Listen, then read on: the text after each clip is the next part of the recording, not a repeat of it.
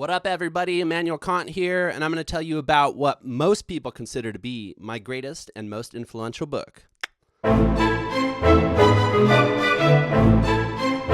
It's called Groundwork for the Metaphysics of Morals, sometimes translated as Groundwork of the Metaphysic of Morals. The idea is to go down to the metaphysical ground substance of morals, and there to seek out a new supreme principle on which we can ground a new sense of morality that is laid out in a new rational way. So I wrote this book around 1783 to 1785, and it was published in 1785, or is it 1786? I can't remember anymore. You can understand this as my first mature moral philosophical work. It came in the wake of my first critique, or Critique of Pure Reason, that I published in 1781. Caused quite a stir. Some called it a Copernican revolution in philosophy. Some called it the greatest book of modern philosophical thinking. But in any case, this was my first attempt to then turn my attention to specifically moral or ethical matters and to systematize them in a way consistent with that new critical turn and the new vision of reason and the faculties and of transcendental idealism that was established in the first critique. This book was written before the second critique, or the Critique of Practical Reason, so this is really a preface or a prologue to the second critique, and you can think of it that way, and many interpreters do. But the book stands on its own very, very well, and that's because it takes on a very concrete and tantalizing task, which is to identify the supreme principle of morality. The sole aim of the present groundwork is to seek out and establish the supreme principle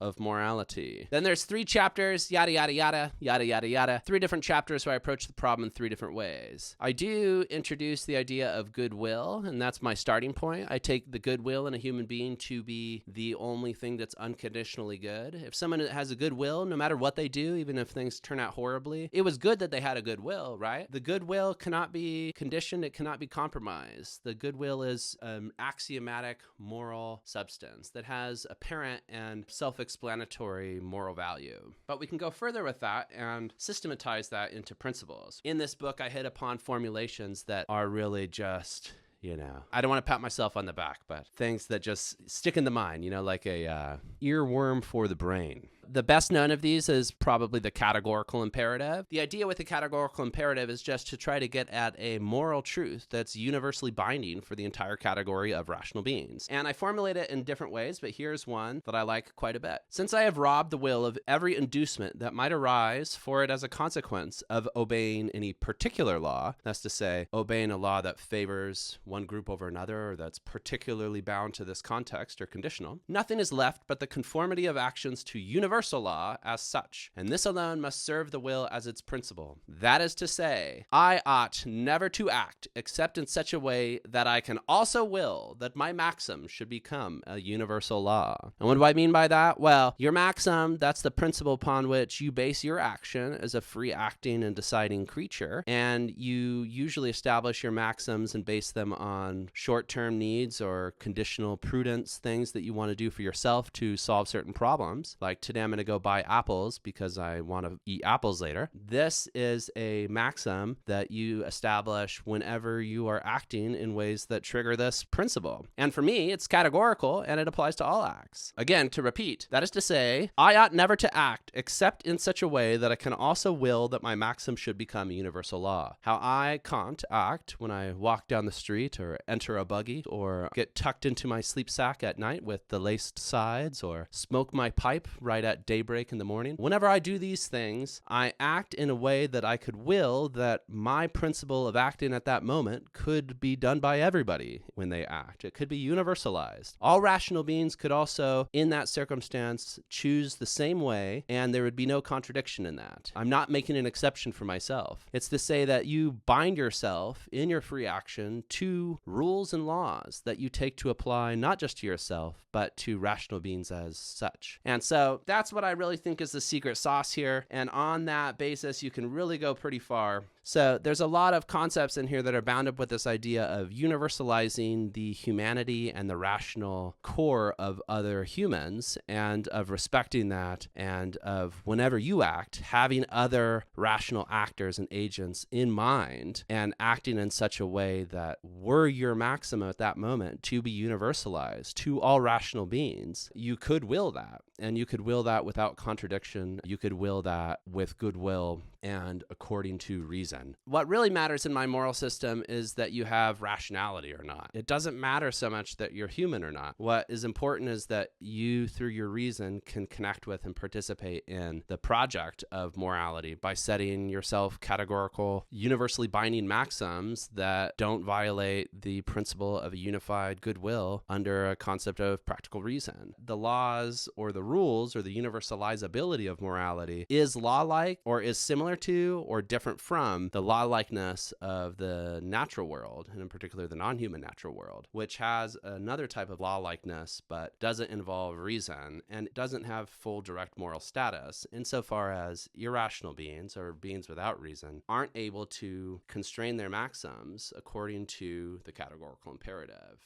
And here's another formulation of the categorical imperative you might recognize. Act in such a way that you always treat humanity, whether in your own person or in the person of any other, never simply as a means, but always at the same time as an end. You get that? Don't exploit other people. Don't exploit other rational beings. Don't treat them merely as a means, even though at times you may have legitimate reasons to have transactional relationships with other people, like at the grocery store or in almost anything that you do. But nonetheless, you can still, in those ways, respect the human across from the counter in their humanity and not treat them as a mere means. You should always have the fact that they're an end in mind. This is a book that I take to apply to human beings, but also to rational extraterrestrials, who I do believe are out there somewhere, and I hope that you believe are out there with me too. So that's the gist of it. There's a little bit more in there. I go in a couple more directions, explaining the supreme principle, trying to unpack it, but I do think that I've solved certain philosophical problems around the foundations of morality, what morality is, how morality is different from other domains of inquiry and other aspects and dimensions of human life. Check this book out from your local library, download it online. It's in the public domain. There's no reason to pay anybody for it. Go borrow a copy. It's totally free. I think it's a pretty good book, but at the end of the day, when I compare it to the rest of my work and to the rest of the thinking and philosophy that's been written in the past couple centuries since it appeared, I think it's pretty overrated. But enjoy. If you want to hear more from me, Immanuel Kant, about any of my other texts or about other ideas in the history of philosophy, let me know in the comments. Like and subscribe, and perhaps we'll see you again in some future iteration of our multi-interdimensional philosophical space. Bye.